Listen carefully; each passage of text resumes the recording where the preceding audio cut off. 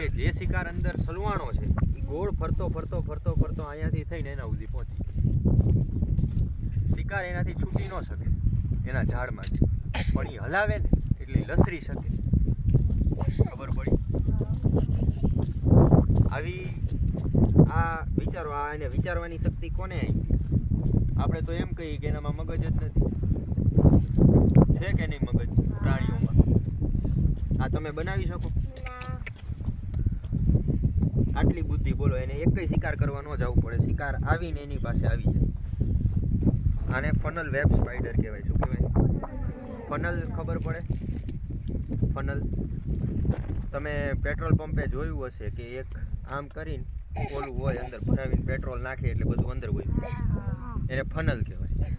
હવે આનો જે શેપરી હોય છે એના જેવો હોય એના જેવો હોય આમ ગોળ એટલે એને ફનલ કહેવાય ફનલ વેબ એટલે શું ઝાડ ફનલ જેવી જે ઝાડ બનાવે એવો સ્પાઈડર